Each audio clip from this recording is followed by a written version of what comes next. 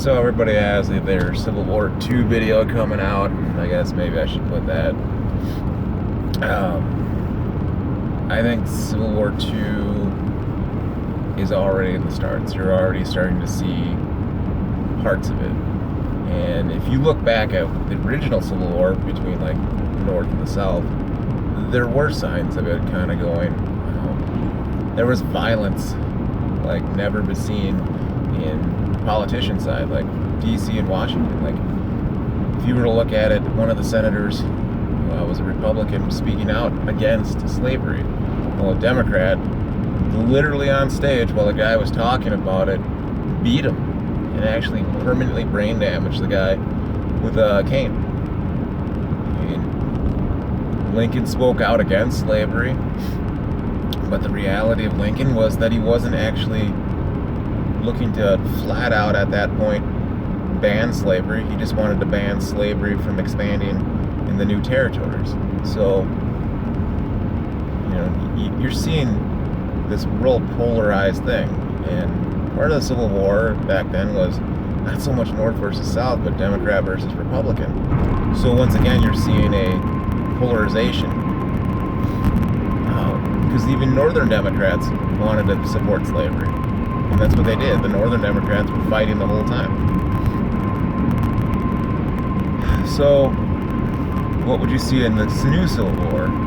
Well, you're not going to see battle lines drawn, the North versus the South. I don't see you're going to see states seceding because of this. Well, what you're going to see is people are so polarized now, and part of it is due to a two-party system. But they're polarized on Republican versus Democrat, even though if they look at it, there's a lot of things about the Republican Party that is similar to the Democrats. But they're so polarized because your party gets in, so now we're going to go dump on everything else and get revenge for whatever the previous party had done to you. And that's how it's been for the last 100 years. So now we're at a point where if you have a pro-Republican sign come election time, people are driving around and have no problem going on to your property and destroying it or vandalizing it. These are just some of the early things that are going on. And it's happening now. Look how many people's Trump signs are destroyed. You're starting to see the left get bolder. I think the old Democrat side is gone. Like, as much as everybody wants to say AOC's an idiot and she'll never accomplish much, oh, she's accomplished plenty. She has pushed the Democrat side into the extreme side that they've always been running towards. And now the Democrat side is going to be this extreme Democrats, and that's going to be the popular side of the Democrat. And yeah, socialism is on the rise. It is. And it's kind of something that's going to happen. We really don't have the ability to stop it. And that's really the sad thing. Because too many people are comfortable with what the government gave us.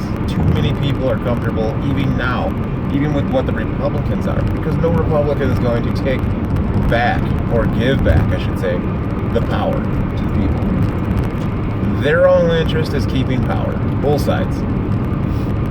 I would say if you found a party that's willing to actually give back, which is probably like the Libertarian Party, give back the power to the people, then yeah, I would say vote for them. But, like everyone gets mad at, if you vote third party, you're wasting your vote. Oh, so I should vote for the lesser of two evils. Exactly. Because we gotta make sure we shove it back to them this year. So, I don't know. The Civil War II, I don't know if it will be an actual fight so much as it will be, you're going to be running into the problem of when it finally does kick off, it's going to be neighbor versus neighbor. I mean, your neighbor down the road who loves the Democrats and who violently hates the Republicans will maybe open fire on you. I mean, if it's an actual all-out war like that, you're going to go get your mail, you're going to go out to get your water, some of your supplies from your garage, and mean, is he going to take a pot shot at you? Maybe. I mean, are you going to take a pot shot back at him because, well, he supports abortion, you know? But we're going to get there. We're not there yet, but it's not going to be a divided line across, you know, from coast to coast. It's not. It just can't be.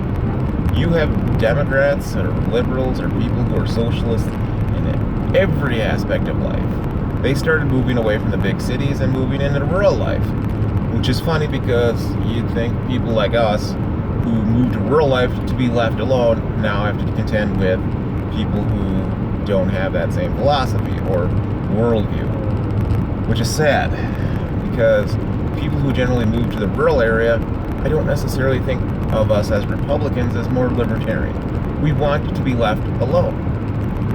So when you have things like that where people are coming and trying to change your way of life, whether it's Republican or not, it gets frustrating. And I think you're going to see more and more of it. Like, you're going to see more riots in the streets. I look at the whole Antifa thing where Antifa attacks this and people attack this. I'm like, well, if you knew Antifa was going down there and then you wanted to film it as a reporter, I could see it. But as a conservative, you're going to go down there, or as a libertarian, you're going to go down there for what? Well, you got to fight for patriotism. I'm like, I don't want to fight in Seattle. Like, why would I want to fight in some hellhole metropolis and go down into the city? Like, sorry, I don't care about that area. Now, if they come here, you know, to, you know, my small town, yeah, okay. But, you know, it's not going to be fought with sticks. I mean, you throw a milkshake at us, or you throw a milkshake, or you attack, throw rocks, we're going to use guns. And guess what? The majority of the people around me hit what they're shooting. You know? I mean, some of us don't have probably a little bit of a qualm of shooting you, because you just committed assault. And at least for now, under our ability, you basically open the door. We don't know what's inside a shake, so if you throw an acid shake at someone, you know, that's assault with deadly intent. But I mean, as far as Civil War II goes, there's going to be a blurred line. Now, I think if you look at it from the long-term aspect of it, where people on our side turn, you know, I guess not our side, but on a conservative side, tend to be, oh, well, the Civil War is going to last 48 hours because the Republicans all have the guns. That's not entirely true. The left have guns, and the left are training. The left also have the port cities, right? So the port cities give the left the ability to move people in. So if they need a military, let's say, the UN or a foreign entity, they can. That means they can also buy or purchase supplies or food. They can move things in that way. The left is also very good at technology.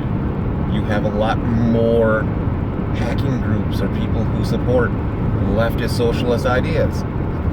So for them to be able to attack your banks, your credit cards, your way of life, they could wipe you out. So it's not a simple fight. Like, everybody keeps thinking it's this two-dimensional fight, right?